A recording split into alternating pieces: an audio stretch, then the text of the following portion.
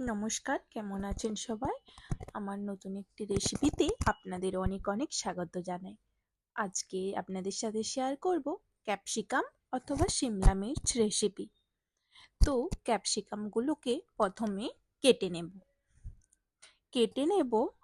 প্রথমে দুভাগ করে কেটে নিচ্ছি এবং এর ভেতরে যে বিচিগুলো আছে সেগুলো ফেলে দিলাম। আর ডাঁটাটা তো ফেলতে হবেই। এইভাবে দেখুন সরু সরু করে, খুব সরু নয়, মোটামুটি মিডিয়াম একটা সাইজের, দেখুন আপনারা দেখতে পাচ্ছেন আমি যেইভাবে কাটছি এইভাবে কেটে নিতে হবে। আর যেমন ক্যাপসিকামের সাইজগুলো লম্বা লম্বা হয় সেদিকে খেয়াল রাখতে হবে। তো আপনাদের একটা কেটে আমি দেখিয়ে দিলাম, বাকিগুলো কেটে নেব। আমার কাছে এখানে আছে 300 নয় 250 গ্রামের মতো ক্যাপসিকাম। তো আমার কাছে 4 পিস আমি নিয়ে নিয়েছি। 4 পিস ক্যাপসিকামকে ভালোভাবে প্রথমে ধুয়ে নিয়েছিলাম, এরপর কেটে নিচ্ছি। দেখুন সমস্ত ক্যাপসিকাম আমার কাটা হয়ে গিয়েছে সরু সরু করে। এখন আমি এটি পাত্রে তুলে রেখে দেব এবং এর জন্য যা যা উপকরণ লাগবে সেগুলো কেটে নেব পরপর। এর জন্য লাগবে একটা টমেটোটাকেও চ্যাপ্টা চ্যাপ্টা করে লম্বা লম্বা করে কেটে নেব। তো একটা টমেটো নিলেই হবে। আমার কাছে কাটা ছিল টমেটো, সেই জন্য সেটা ইউজ করছি। তো টমেটোটা দেখুন যেমনভাবে কাটছি এইভাবেই কাটতে হবে। তো তাহলে ভালোভাবে গোলাও হয়ে যাবে না এবং দেখতেও ভালো লাগবে। আর পেঁয়াজ কাটবো, পেঁয়াজটাকেও একইভাবে কেটে নেব। তো এখন আমি কড়াই বসিয়ে দিয়েছি। কড়াইতে 4 চামচের মতো তেল দিয়ে দিলাম। এবার গ্যাসটা অন করে দিয়েছি। তেলটা চারিদিকে কড়াইয়ে নাড়িয়ে চাড়িয়ে নিচ্ছি। এবার আমি এখানে আদা রসুন পেস্ট করে নিয়েছি। পেঁয়াজগুলোকে আপনাদেরকে যেইভাবে বললাম ওইভাবে কেটে নিয়েছি চ্যাপ্টা চ্যাপ্টা করে। তো আপনারা সরু সরু করেও কাটতে পারেন, তবে আমি একটু মোটা মোটা করে কেটেছি। আবারও দেখে নিচ্ছি কড়ার তেলটা গরম হয়েছে কিনা, কারণ ওপর থেকে তাপ উঠে আসবে, তাহলে বোঝা যাবে। সেজন্য দুবার হাত দিয়ে দেখে নিলাম ওপর থেকে। এখন গরম হয়ে গিয়েছে, যার জন্য জিরের ফোড়ন দিয়ে দিলাম উপর থেকে। এরপর কেটে রাখা পেঁয়াজগুলো এর মধ্যে তেলের মধ্যে আমি দিয়ে দেব। তো দেওয়ার পর একটু নাড়াচাড়া করে নিচ্ছি।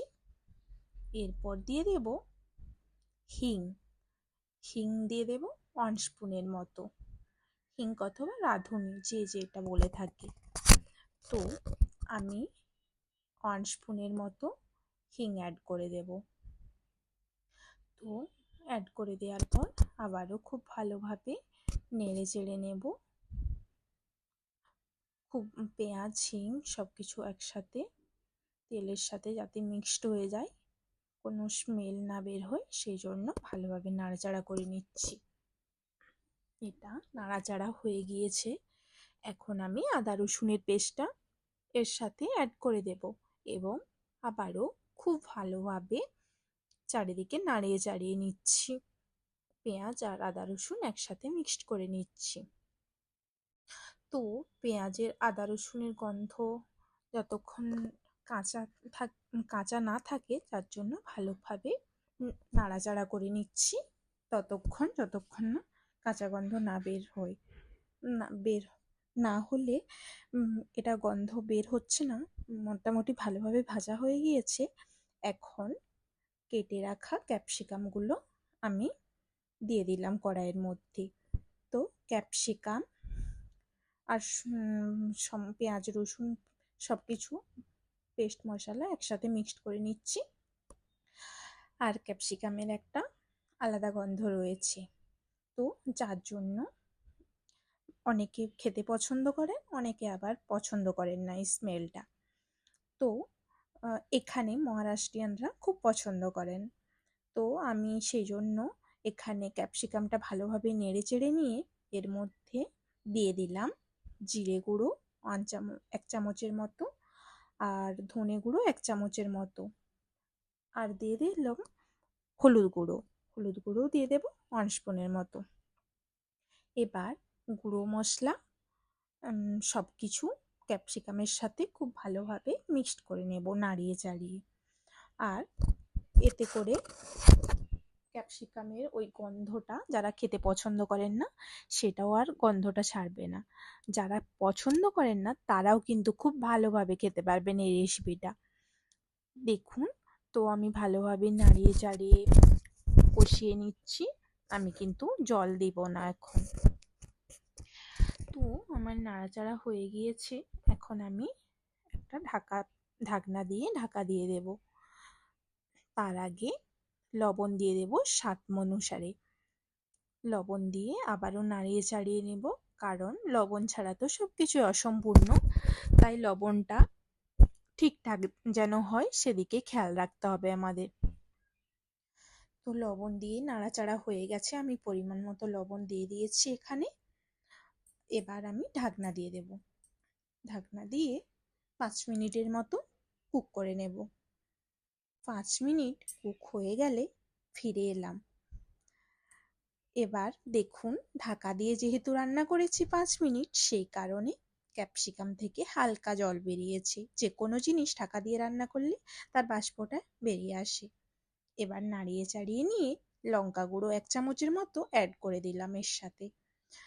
তো এটা কাশ্মীরি লঙ্কার গুঁড়ো, আর আপনারা আপনাদের পছন্দ মতো যে কোনো লঙ্কা গুঁড়ো ইউজ করতে পারেন। আবারও নাড়িয়ে চাড়িয়ে নিলাম, লঙ্কা গুঁড়ো খুব ভালোভাবে মিক্সড করে নিলাম। এখন দিয়ে দেব কেটে রাখা টমেটোগুলো।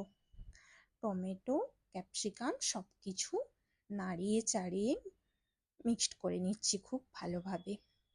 তো আমার টমেটো এর সাথে মিক্সড হয়ে গিয়েছে। এখন আমি এটা ঢাকা দিয়ে আবারও 5 মিনিটের জন্য রান্না করে নেব। তো 5 মিনিট পর আবারও ফিরে আসছি। দেখুন, আমার 5 মিনিট আবারও রান্না হয়ে গিয়েছে, আর ক্যাপসিকাম থেকে হালকা একটা তেল বেরিয়ে আসছে।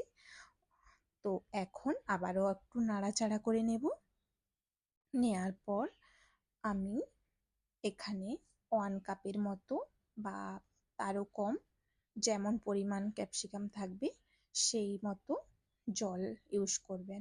আমি এখানে 1/2 কাপের মতো জল ইউজ করলাম। বেশি জল দেওয়ার দরকার নেই, অল্প পরিমাণে জল দিলেই যথেষ্ট। তো জল দিয়ে নাড়িয়ে চাড়িয়ে নিয়ে আবারও 2 থেকে 3 মিনিটের জন্য ঢাকনা বন্ধ করে রান্না করে নিলাম। তো ঢাকনা খুলে আমি আবারও ক্যাপসিকামটা নাড়িয়ে চাড়িয়ে নিচ্ছি। এখন দেখুন, আমার প্রায় 90% রান্না হয়ে গিয়েছে। এখন আমি ওপর থেকে দিয়ে দিলাম আমচুর পাউডার। তারপর আমচুর পাউডারটা খুব ভালোভাবে নাড়িয়ে চাড়িয়ে মিক্সড করে নেব। আর আমার রান্না কিন্তু প্রায় হয়ে গিয়েছে। আমি দিয়ে দেব এবার ধনেপাতা কুচি। ধনেপাতা কুচি দিয়ে ধনেপাতা কুচি আর ক্যাপসিকাম খুব ভালোভাবে মিক্সড করে নেব। এটা কিন্তু শুকনো শুকনো ভাবে রান্নাটা হবে, গ্রেভি জল জলে থাকবে না। সেই জন্য দেখুন শুকনো শুকনো করে নিয়েছি। আর আমার কিন্তু রেসিপিটি এখন প্রায় রেডি হয়ে গিয়েছে। আমি এখন প্লেটে সার্ভ করে নেব। এই রেসিপিটি মহারাষ্ট্রিয়ানরা খুব ভালো খেয়ে থাকেন। আমাদের ওখানে আমরা বিভিন্নভাবে খেয়ে থাকি, যার জন্য আমি মহারাষ্ট্রিয়ানদের দেখে এই রেসিপিটি আপনাদের সাথে শেয়ার করছি। এটি কিন্তু রুটির সাথে খেতে খুব ভালো লাগে। রেসিপিটি যদি আপনাদের ভালো লাগে তাহলে আমাকে লাইক করে দেবেন, শেয়ার অ্যান্ড সাবস্ক্রাইব করে দেবেন। আর যদি আপনারা বানিয়ে খেয়ে থাকেন কমেন্ট